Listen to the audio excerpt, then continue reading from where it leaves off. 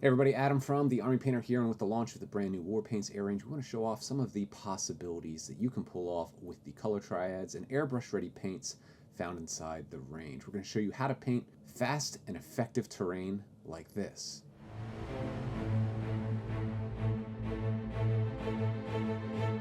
The Warpaints Air range are fantastic because they simplify the airbrushing process, but there's more to it than just painting miniatures. We're going to show you how to paint some really quality tabletop terrain. We got Thomas, our lead painter, in the studio, and we're going to walk you through the steps to create realistic, effective, and fast pieces of terrain. Of course, we're going to be using some of the products found inside the Gamemaster Dungeons and Caverns core set. Let's take a look at the assembly process. We're going to go ahead and open up the Dungeons & Caverns core set. We're going to prepare all of our XPS foam, cut it to the shapes that we need, and we're going to use that hot wire foam cutter to cut some organic rubble shapes to make some really cool ruined walls. You can see Thomas here, he's just adding some extra texture and building out the walls. Very simply, you can build this to any scale that you want. With terrain building in our XPS foam, really your imagination is the limit. You see Thomas is here using our pet rock from the studio to add some realistic texture to the pieces of terrain. That helps to give some depth and real texture when you begin applying the airbrush and dry brush highlights. He's cutting out some archways here. He's going to make a really fantastic looking two-story ruin here. Thomas is going to fashion two different pieces of ruin, one that's more simple and one that's a little bit more complex for all of you following along at home. I know we're speeding through this process pretty quick here, but we have loads of tutorials and videos in print and of course on our YouTube channel and Facebook to see how you can build your own pieces of terrain using the Gamemaster Dungeons & Caverns core set as well as the Gamemaster terrain kits. You see Thomas here, he's just adding a bit more texture with our scenery sand. There you go, our first piece is done, and how about that? Look at this second piece here with these really cool ruined archways. I think Thomas did a fantastic job.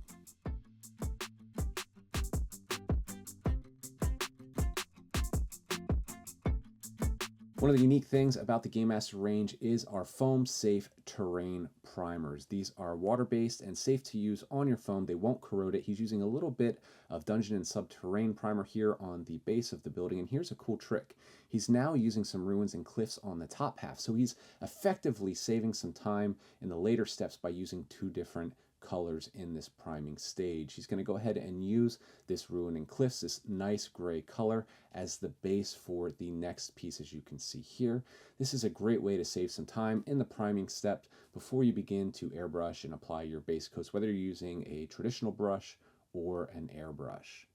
As always, we do recommend priming outdoors or in a well-ventilated area. You can see Thomas is outside here, and now he's going to the snow and tundra. This is a nice, almost white, but a very light gray, and he's going to apply this to the top half of this ruined arch like so. This is going to be the perfect color to achieve some really cool effects that we're going to be showcasing later on in this tutorial. Of course, this step is completely optional using the multiple colors of primer, but it does pull off some really simple effects quickly.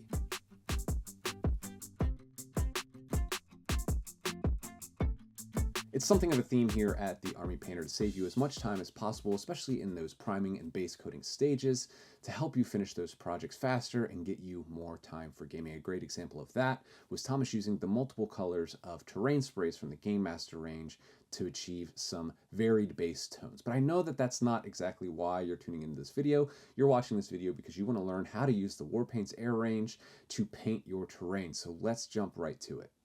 So we have our first piece. This is the first piece of the ruined wall, and he's going ahead and he's applying a base coat of uniform gray from the Warpaints Air range. This is a 100% color match to our uniform gray color primer and our standard acrylics war paints.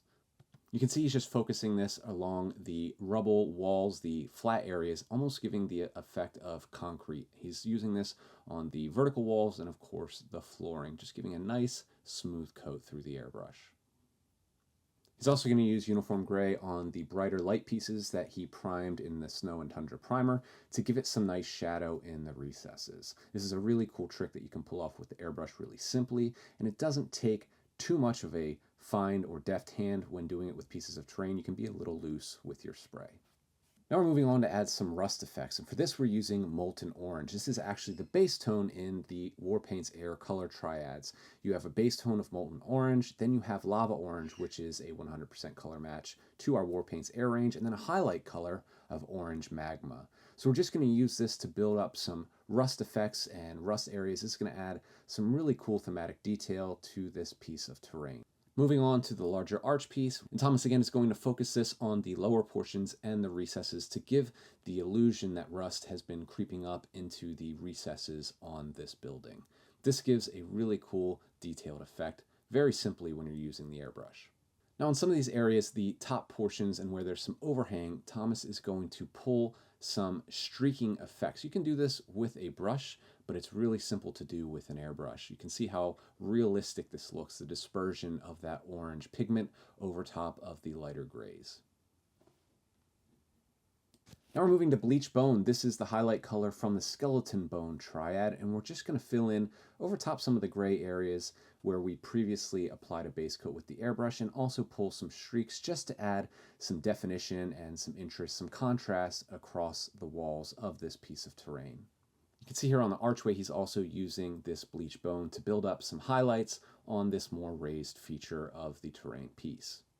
This isn't really precision work. It is very simple flowing airbrush work. You go with the flow when you're using the airbrush. It's very easy to correct mistakes. You can go back to the other color and just rebuild those colors, but you can see Thomas here is just being very loose with picking out his highlights. Now we're going to go back and add even more depth and shadow, this time using Oak Brown. This is a really rich dark brown color, which is a 100% color match to the Warpaints color of its same name. We're going to apply some streaks. We're also going to use this to build some definition and some shadow in some of the recessed areas across the terrain piece. This simple ruined wall is already looking pretty fantastic, and we haven't even applied any dry brushing or washes to it. Moving on to the more detailed archway, you can see Thomas is just focusing this again inside the recess, inside those corners, to build up some realistic shadow. It's very simple to produce and pull off when using an airbrush. This vantage point is great because it really shows how in just a few colors and a few steps you can build some dramatic highlights and shadows. And that's about it for all of the airbrushing. Let's take a look at the finished pieces before we begin applying some other techniques. I really like the effects that Thomas was able to pull off here with the two different pieces of terrain. The nice thing about these is that they're stackable. You can use them as two separate pieces or put one on top of the other. Smart thinking by Thomas.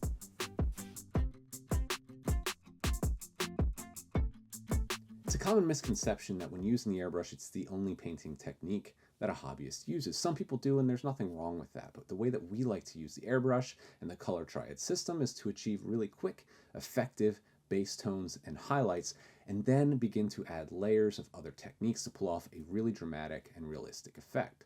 Now we're going to move on to adding some dry brush highlights. We're simply going to load the large dry brush from the Gamemaster set with some paint and remove some of the excess, and we're going to apply some of the Cavern Effects paints over the rocks and rubble to really pull off those highlights and details on the model. We're going to drag this across the sharp edges that we were able to cut with the hot wire foam cutter to really pull off some of these details here.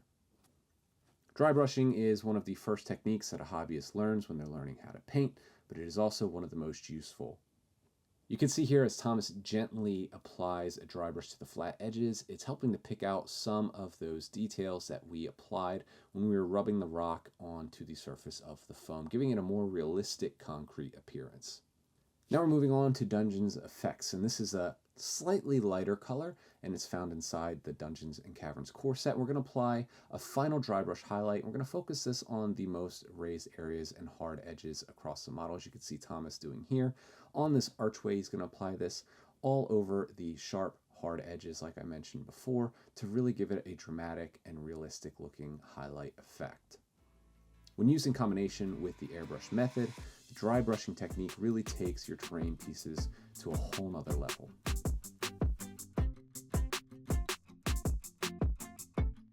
Washing terrain is a little bit different than applying a wash to a model. We use it to add more layers to the piece. You can see here Thomas is actually stippling on some Quickshade Flesh Wash in some areas to give it a grungy, worn appearance, almost like oil spills or just some dirt that's been collected. He's very loosely applying this. And then you're going to go ahead and apply some streaks with a bit of a finer brush, and this is a trademark Thomas technique.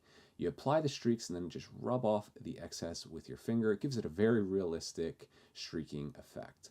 Again, this is a more focused application of the Quickshade washes. Generally, you would apply this all over the surface of a model and allow the pigments to work their way into the recesses.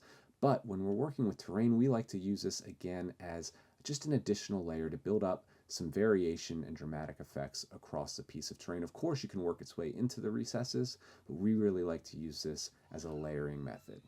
And there you have it with that application of flesh wash. The pieces of terrain are fully painted. You could go ahead and maybe use subterranean wash, military shader, or even purple tone to pull off some additional layers and effects, but I think that we're good here. We're going to call it a day.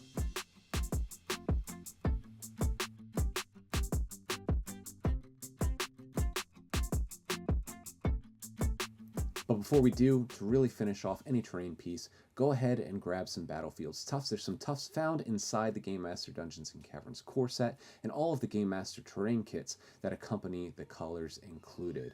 We're just going to apply these Tufts pretty randomly across a piece of terrain, and it really gives it that final touch. It makes it look super realistic and super dramatic on the tabletop.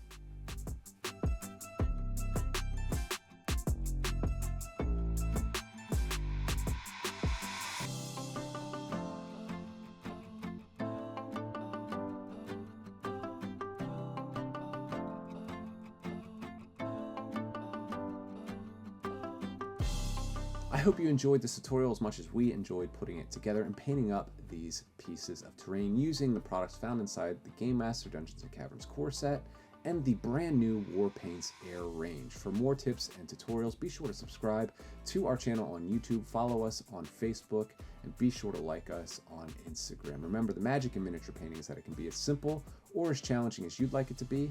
With the right techniques, you're sure to achieve some great results. We'll see you next time.